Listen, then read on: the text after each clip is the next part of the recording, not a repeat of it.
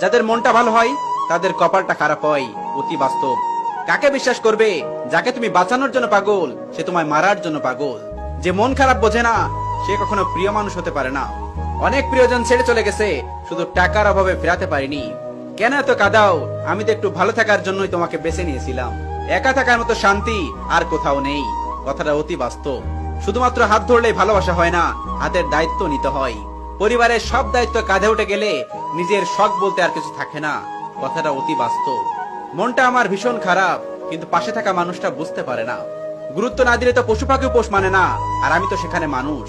গুরুত্ব দিতে শেখো। ভালোবাসার মানুষ জীবনে বারবার আসে না, একবারই আসে। যে বোঝে সে গুরুত্ব দিয়ে সারা জীবন সুখে থাকে, আর যে গুরুত্ব দিতে বোঝে না সে সারা জীবন আফসোস করে।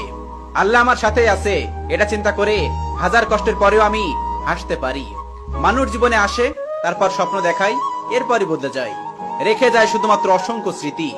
কেউ যদি আপনাকে অপশন মনে করে তাহলে সবার আগে আপনার জীবন থেকে তার ক্যাপশনটা ডিলিট করে দিন। কারণ আমরা কোনো সফটওয়্যার না যে কারোর প্রয়োজনে কেউ ইনস্টল করলো, ব্যবহার করলো, প্রয়োজন শেষ আবার আনইনস্টল করে দিল। Mind it. দিন শেষে প্রত্যেকটা মানুষই একজন নির্দিষ্ট মানুষের অভাব বোধ করে। ভুল তো বুদ্ধিমানেরাই করে, কারণ একজন সুস্থ মানুষকে ভালোবেসে পাগল হতে দেখেছি, কিন্তু পাগলকে কখনো ভালোবাসতে দেখিনি। তারপর আমার মা আমার কপালে চুমু দিয়ে বলেছিল, এতটা দুঃখ পেও না, মানুষ তোমার হাত থেকে ছিনে নিতে পারবে, কিন্তু তোমার ভাগ্যে লেখা কখনো ছিনে নিতে পারবে না। ভাগ্য আল্লাহর হাতে। কখনো চোখে জল এলে তা নিজে মুছে নিও, কারণ লোকে মুছে দিলে তা নিয়েও দরদাম করবে। আমি নাকি তোমার জীবনের সবচেয়ে মূল্যবান মানুষ ছিলাম, তো আজকে তোমার প্রয়োজন শেষ তাই আমি মূল্যহীন হয়ে গেলাম। চোখে যখন হাজারটা স্বপ্ন, বাস্তবতা তখন কড়া ভাষায় বলে দিচ্ছে, স্বপ্ন দেখছো দেখো, কিন্তু সবার স্বপ্ন কিন্তু পূরণ হয় না। তোমার মনের মতো কখনো হতে পারেনি, চেষ্টা করেছিলাম অনেক। আসলে কথা হচ্ছে তোমার মনে আমি কখনোই ছিলাম না। মাফ করে দিও আমাকে, আমি কোনোদিন তোমাকে ভুলতে পারবো না। আমি খারাপ হতে পারি, কিন্তু তোমার মতো স্বার্থপর না। একটা কথা বলি, আপনারা যদি কাউকে ভালোবাসেন, অতিরিক্ত ভালোবাসেন, তাহলে সেটা ভালোবাসা না, সেটা মায়া। আর যখন একটা মানুষ মায়ায় পড়ে যায় তখন সেখান থেকে বের হওয়া সত্যি খুব কষ্ট।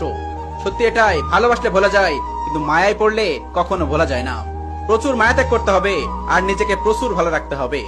সবাই বলে যদি ভালোবাসাটা সত্যি হয় তাহলে সে আবার ফিরে আসবে, কিন্তু আমি বলি যদি ভালোবাসাটা সত্যি হয়ে থাকে তাহলে সে ছেড়ে গেল কেন? আমি দেখতে খারাপ হতে পারি, কিন্তু প্রয়োজন মেটানোর জন্য প্রিয়জন খুঁজি না। যার কথা ভাবতে তোমার ভালো লাগে তাকেই তুমি ভালোবাসো। স্বৈরাচারী শাসকের মতো শোষণ করে নিয়েছো আমাকে, অথচ তোমার শহরে আমার নাগরিক অধিকারটুকু নেই। কি নিষ্ঠুর হৃদয়হীন তুমি, তাই না?